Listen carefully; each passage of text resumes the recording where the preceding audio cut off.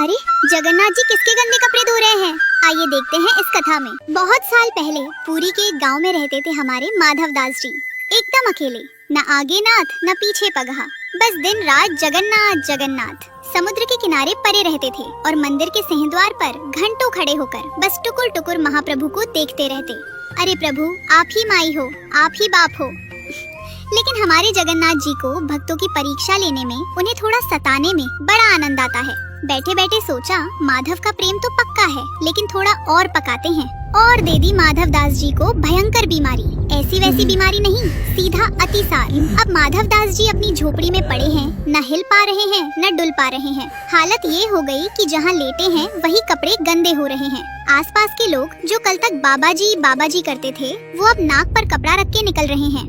बोले, अरे राम राम, कितनी बदबू आ रही है, उधर मत जाना। माधव दास जी लेटे लेटे रो रहे हैं। हे प्रभु, अब तो उठा लो, ये शरीर अब चलता नहीं और ये गंदगी मुझसे देखी नहीं जाती। और दर्द के मारे एक दिन माधव दास जी बेहोश हो गए। जैसे ही माधव दास जी बेहोश हुए, हमारे ठाकुर जी का आसन डोल गया। बोले, अरे मेरा माधव बुला रहा है। और तुरंत जगन्नाथ जी, जो सोने के पलंग पर सोते हैं, वो एक सेवक का भेष बना के कमर पे गमछा कस के पहुँच गए माधव दास की झोपड़ी में। और वहाँ जाके क्या देखते हैं? माधव दास गंदगी में सने पड़े हैं। जगन्नाथ जी को घिन आएगी? अरे सवाल ही नहीं। उन्होंने अपने पीताम्बर को ऊपर खोसा और लग गए काम पे। जिन हाथों से पूरी दुनिया का चक्कर चलता है, उन हाथों से माधव दास के गंदे कपड़े धो रहे हैं। समुद्र से दौड़ दौड़ के पानी ला रहे हैं, झोपड़ी साफ कर रहे हैं, माधव दास को नहला रहे हैं। और तो और, जब माधव दास को होश आता तो पूछने लगते, अरे भाई तुम कौन हो? इतनी बदबू में मेरी सेवा क्यों कर रहे हो? ठाकुर जी मंद मंद मुस्कुरा के बोले, अरे बाबा, हम तो सेवक हैं। पता चला तुम बीमार हो तो चले आए, तुम चुपचाप पड़े रहो। माधव दास जी सोचे, बड़ा भला आदमी है। एक दिन माधव दास जी को थोड़ा आराम मिला तो देखा वो सेवक पैर दबा रहा है। लेकिन उस सेवक के शरीर से जो खुशबू आ रही थी, तुलसी, चंदन और कपूर की। माधव दास जी का माथा ठनका।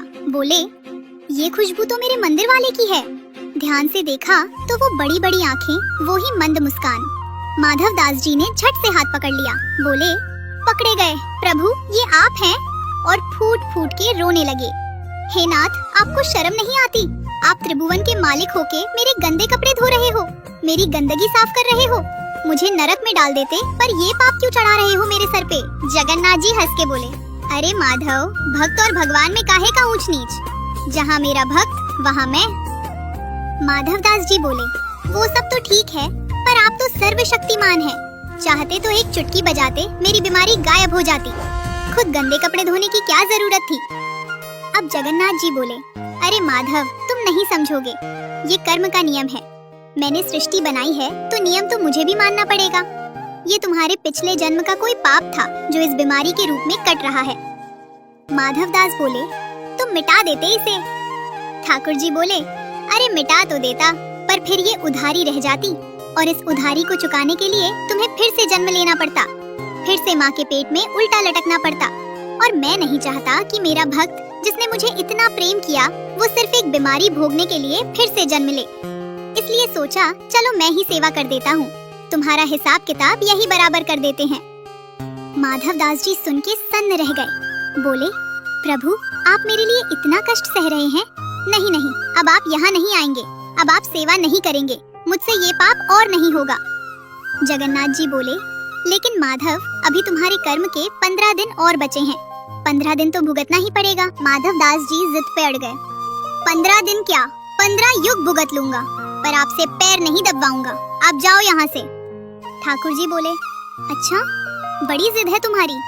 ठीक है, तुम मेरी सेवा नहीं लेना चाहते ना, तो एक काम करते हैं, तुम्हारी 15 दिन की बीमारी हम ले लेते हैं। खुश? इससे पहले कि माधव दास कुछ बोलते, ठाकुर जी वहाँ से गायब और इधर माधव दास के शरीर में बिजली दौड़ी। एकदम चंगे हो गए, खड़े होके नाचने लगे। अरे मैं तो ठीक हो गया। दौड़े दौड़े मंदिर गए कि प्रभु को धन्यवाद करूं। मंदिर पहुँचे तो देखा सन्नाटा है, पंडा पुजारी मुंह लटकाए बैठे हैं। माधव दास बोले, अरे दरवाजा क्यों बंद है, दर्शन करने दो। पुजारी बोले, क्या दर्शन करोगे माधव? महाप्रभु को 104 डिग्री बुखार चढ़ गया है। अभी राजा को सपना आया है कि प्रभु ने अपने भक्त की बीमारी ले ली है। अब वो 15 दिन तक रजाई ओढ़ के सोएंगे, काढ़ा पिएंगे। माधव दास जी वहीं सिंह द्वार पर पछाड़ खा के गिर पड़े।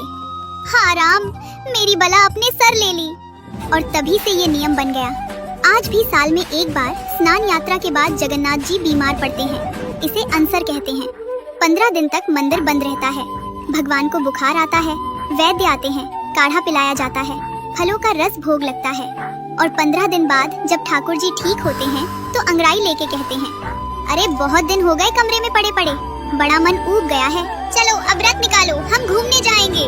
और तब निकलती है जगन्नाथ रथ यात्रा। जैसे ही ये उद्घोष होता है, पूरी नगरी शंखनाद और जय जगन्नाथ के जयकारों से गूंज उठती है। कहानी का असली रोमांच तब शुरू होता है जब पहांडी रस्म के जरिए तीनों भारी विग्रहों को झूमते हुए मंदिर से बाहर लाया जाता है। राजा द्वारा रास्ते की सफाई करने के बाद लाखों भक्त दीवाने होकर उन विशाल रस्सियों को थाम लेते हैं। रास्ते में भक्तों का सैलाब उमड़ पड़ता है। कोई रथ को छूने की कोशिश करता है तो कोई बस एक झलक पाने को तरसता है। मान्यता है कि इन रथों के पहियों की धूल भी अगर माथे पर लग जाए तो जीवन सफल हो जाता है। जगन्नाथ जी का रथ नंदी घोष सबसे अंत में चलता है, जैसे वो अपने भक्तों की भीड़ को निहारते हुए धीरे धीरे आगे बढ़ रहे हों। बीच रास्ते में भगवान अपनी मौसी के घर के पास रुककर विशेष पोड़ा पीठा का भोग लगाते हैं। 9 दिनों तक मौसी के घर गुंडीचा मंदिर में उत्सव का माहौल रहता है, जहाँ वे अपने भाई बहन के साथ विश्राम करते हैं और भक्तों को दर्शन देते हैं। यह यात्रा केवल एक धार्मिक आयोजन नहीं, बल्कि भगवान और भक्त के अटूट मिलन की एक जीवंत दास्तान है। अगर आपको ये वीडियो पसंद आई हो तो लाइक शेयर न भूलें। जय जगन्नाथ।